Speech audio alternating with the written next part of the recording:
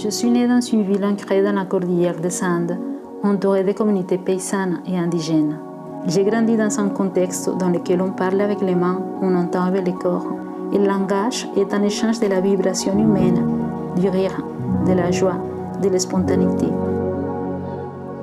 C'est peut-être pour ces raisons que je suis devenue réflexologue, pour communiquer avec ce langage intime et fiable qui est le langage du corps.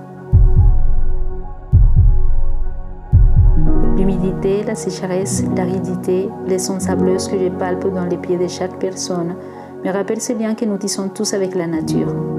Les pieds sont les miroirs de notre état intérieur, comme le corps est à l'image de ce qui nous entoure. Ce principe est toujours présent dans mon métier de réflexologue. Dans mon cabinet défilent les histoires. Chaque personne vient avec son propre univers, le ressenti sur ses douleurs, l'agitation de ses émotions, l'intrigue de ses pensées.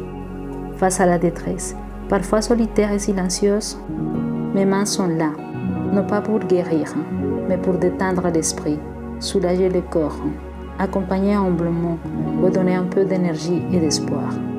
Ces récits personnels, je les écoute avec mon corps, consciente des privilèges qui m'est offert d'entendre ce qui est intime et souvent douloureux.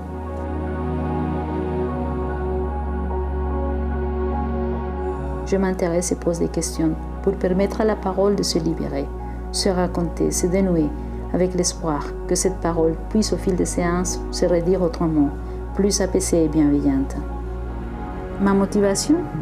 Apporter mon petit grain de sable pour que chaque homme et chaque femme qui croise mon chemin puisse lier leurs paroles à leur cœur, se comprendre et s'accepter.